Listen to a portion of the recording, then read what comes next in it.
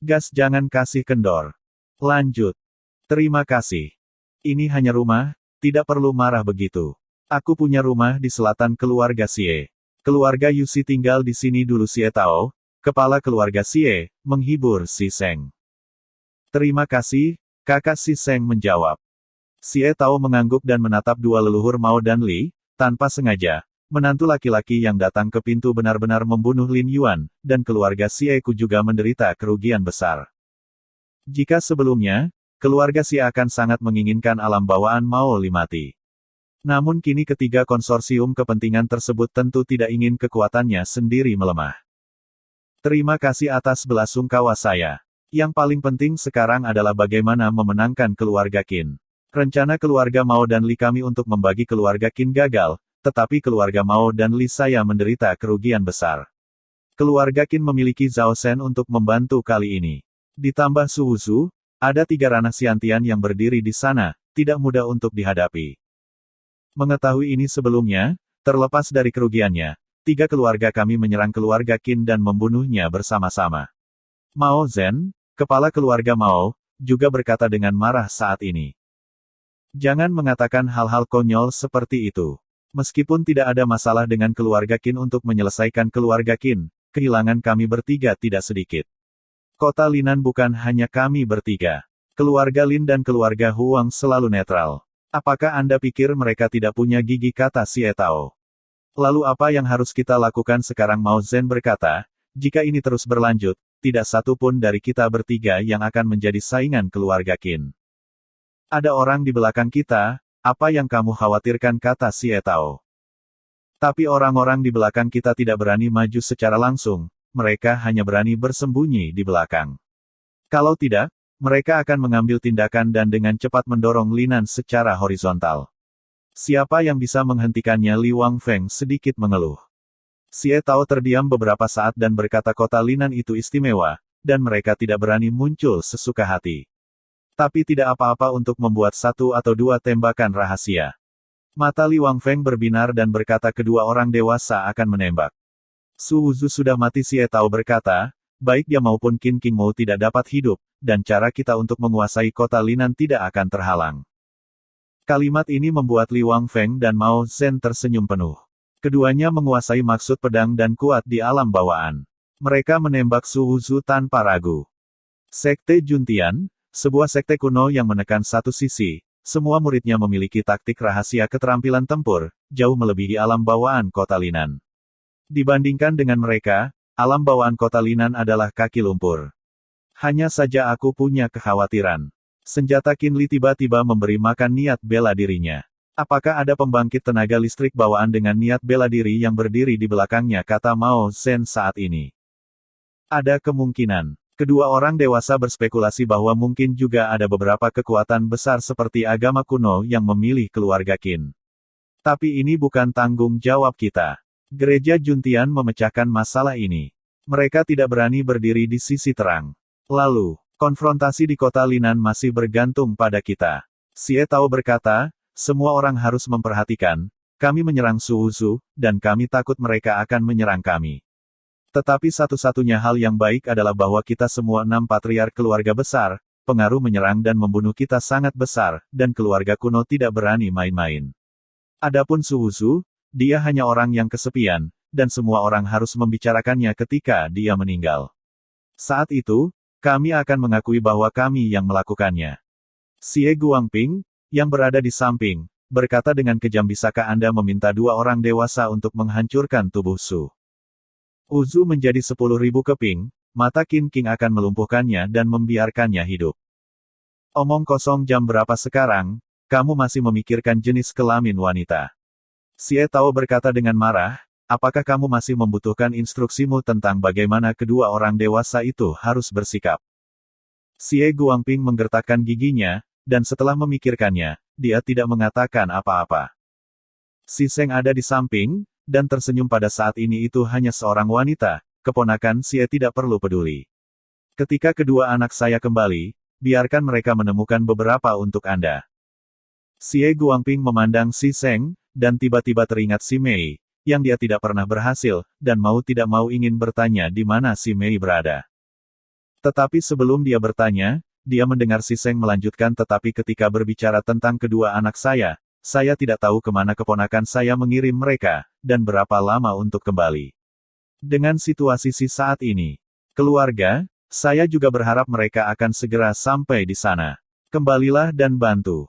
Xie Guangping diawasi oleh Si Seng, dia mencoba yang terbaik untuk terlihat santai, dan dia tidak memandang Si Seng. Oke, saya akan mengirim seseorang untuk memberitahu mereka untuk kembali sesegera mungkin, tetapi tempat mereka pergi agak jauh, saya khawatir mereka akan kembali. Ini akan memakan waktu cukup lama. Xie Guangping terus menyembunyikan berita kematian Si Hao Sisen.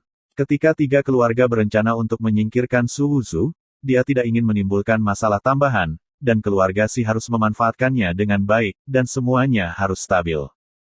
Jika Si Seng tidak memiliki duri di hatinya, Si Seng mungkin tidak akan banyak berpikir. Tapi ada pengingat Su Wuzu, melihat ekspresi Xie Guangping, penuh dengan kekurangan, Si Seng memiliki semacam kesedihan di hatinya. Mungkinkah? Apakah kedua anak itu benar-benar mati di tangannya? Si Seng tidak berbicara lagi, dia akan mengirim seseorang untuk menyelidiki apakah Si Hao Sisen benar-benar dikirim oleh Xie Guangping. Xie Guangping merasa lega ketika dia melihat bahwa Si Seng tidak mengajukan pertanyaan, tetapi dia tidak tahu bahwa ekspresi leganya juga jatuh ke mata Si Seng. Apa yang Xie Guangping pikirkan saat ini adalah bahwa kedua orang dewasa itu menembak dan menebas Su Wuzu dengan 1000 pedang. Su Wuzu kuat, tapi bagaimana dengan menjadi kuat menguasai Inate Realm of Sword Intent jauh lebih kuat daripada Xie Linyuan. Su Wuzu hanya tingkat ke-9 yang diperoleh, jadi bagaimana jika dia mencapai alam bawaan? Kedua orang dewasa sama-sama murid yang luar biasa dalam agama kuno. Agama kuno telah diturunkan untuk waktu yang lama, dan murid-murid mereka jauh melebihi praktisi biasa. Bagaimana latar belakang Su Wuzu dapat dibandingkan dengan mereka? Pamannya, Xie Linyuan, telah bermain melawan salah satu dari mereka di awal, dan dia dikalahkan dalam 3 langkah. Kali ini ketika mereka berdua menembak, Su Wuzu pasti akan mati di bawah pedang mereka. Sayang sekali, Qin Qingmei, wanita ini selalu menjadi dambaannya. Tentu saja, Su Wuzu tidak tahu bahwa Xie Tao dan yang lainnya berencana untuk membunuhnya, dan dia tidak tahu bahwa itu akan menjadi 2 murid kuno yang menguasai maksud pedang, dan mereka menetapkan rencana pembunuhan untuknya. Menurutnya, tidak banyak pria kuat di kota Linan yang dapat mengancamnya, bahkan jika Xie Tao membuat tembakan, dia dapat melarikan diri bahkan jika dia tidak dapat mengalahkannya. Setelah berdiskusi dengan Zhao Shen sebentar, Su Wuzu melihat Zhao Shen pergi. Melihat 5.000 tael yang ditinggalkan oleh Zhao Shen, dia berpikir bahwa Qin Li akan mengirim 10.000 tael lagi. Di masa depan, keuntungan dari kerjasama setiap bulan, tiba-tiba dia menjadi kaya. Mari kita singkirkan kesombongan 3 keluarga Mao Lixie, dan jangan hidup terlalu nyaman di kota Linan di masa depan. Oke. Hanya saja menantu perempuannya tidak cukup kuat, yang membuat kehidupan yang sempurna ini agak kurang. Su Wuzu memikirkan hal ini, ketika dia melihat Si Mei masuk, meletakkan cangkir teh yang baru saja digunakan Zhao Shen, dan pada saat yang sama menambahkan teh ke Su Wuzu. Su Wuzu memandang Si Mei, dia mengenakan gaun, sosoknya yang timbul tidak diragukan lagi terungkap, dan kaki serta lengan merah mudanya sangat menarik. Ini adalah wanita dewasa dan cantik, sangat mengobarkan api di hati orang-orang. Ditatap oleh Su Wuzu, Si Mei berhenti untuk membersihkan cangkir teh dan berdiri diam menunggu suara Su Wuzu. Benar saja, dia mendengar Su Wuzu berkata apa yang baru saja Anda katakan tidak palsu. Saya tidak terlalu peduli jika Anda dan ayah Anda bertindak. Tetapi karena Anda adalah pelayan saya, Anda harus memiliki tanggung jawab sebagai pelayan, saya tidak mati. Sebelumnya, Anda harus menanggung apapun yang Anda pikirkan. Saya berkata bahwa saya tidak tahu, dan Tuan Muda tidak akan sepenuhnya percaya. Saya akan membuktikan nilai saya dan membiarkan Tuan Muda mempercayai saya. Si Mei menjawab Su Wuzu. Bagaimana membuktikannya? Su Wuzu bertanya pada Si Mei. Si Mei tidak menjelaskan, dia berjalan langsung ke Su Wuzu. Dia melepas pitanya sendiri sekaligus, dia mengenakan gaun, pita itu ditarik keluar, dan pada saat itu, gaun sutra itu langsung turun, berserakan di tanah, dan dia tidak memiliki helai di dalamnya. Su Wuzu hanya melihat salju di depannya, dan pada saat ini, dia merasa rongga hidungnya panas. Saya ingin hidup dengan biaya menjadi pelayan, kesepakatan yang adil, dan putranya dapat melakukan apapun yang dia inginkan. Si Mei berdiri di sana, mengungkapkan segalanya tanpa keraguan. Bagaimana mungkin tubuh pemuda Su Wuzu menolak perkemahan seperti itu? Dia mengangkat kepalanya sedikit, takut darah akan benar-benar mengalir keluar dari hidungnya. Dalam hal ini, bisakah kamu membuktikan sebagian dari nilaimu? Nada bicara si Mei masih datar. Bergantung pada. Su Wuzu melihat buah persik matang di depannya, dia ingin mengambilnya dengan pisau. Apakah kamu pikir aku orang baik dan akan berpura-pura menjadi pendiam dan membiarkanmu pergi? Tanya Su Wuzu. Si Mei tidak pernah berpikir bahwa seseorang yang bisa naik ke tempat tidur sahabat istrinya dan pergi ke rumah bordil pada malam pernikahan besar akan menjadi orang yang baik. Jika putranya tidak berperilaku seperti ini, bagaimana mungkin si Mei menggunakan kecantikan sebagai syarat untuk mencari suaka? Kata si Mei. Su Wuzu mengerti, mungkin artinya dia tahu kamu bernafsu, jadi dia merayumu. Jika itu orang lain, saya pasti tidak akan berhasil melakukannya. Apakah dia memujinya atau memarahinya? Apakah kamu benar-benar tidak takut aku bisa melakukan apapun yang aku mau? Su Wuzu berdiri, berjalan di depan si Mei, dan mengangkat dagunya. Si Mei dengan keras kepala berkata, kamu akan tahu apakah yang aku katakan itu benar atau salah jika kamu mencobanya. Pada saat ini, Su Wuzu benar-benar merasa bahwa dia tidak tahan mimisan. Spesial. Itu ada di aula, di luar Qin Qingmou dan Qin Yunji masih ada di sana.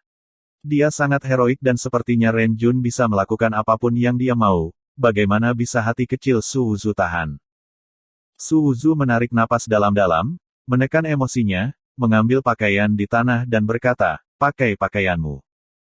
Dia bukan orang suci, tapi dia tidak main-main terlepas dari waktu dan tempat, dan ruang utama masih di luar. Mencuri, Anda harus menghindarinya, bukan? Anda tunggu, jangan menutup pintu terlalu erat di tengah malam, apakah Anda pikir saya tidak tahan? Si Mei mengenakan pakaiannya, berdiri di sana dan berkata, Tuan Muda akan mempercayai saya. Karena saya memiliki lebih dari nilai ini. Aku berjanji untuk melindungimu, sampai kamu tidak mengkhianatiku, tidak apa-apa. Apakah aku percaya bahwa kepercayaan sangat penting bagimu? Tanya Su Wuzu. Siapa yang tidak ingin hidup lebih baik? Bagaimana mungkin pelayan yang dipercaya dan tidak dipercaya itu sama? Kata si Mei. Su Wuzu juga berhenti berbicara tentang topik ini. Kamu mengatakan bahwa kamu tidak hanya memiliki nilai ini, tetapi juga memiliki nilai apa? 3 hari kemudian, saya pribadi akan membuktikannya untuk Anda, kata si Mei. Tidak bisa membuktikannya sekarang. Untuk menghindari cakar Xie Guangping dan yang lainnya beberapa hari yang lalu, saya telah menggunakan kemampuan itu sekali, dan saya tidak dapat menggunakannya untuk saat ini, kata si Mei.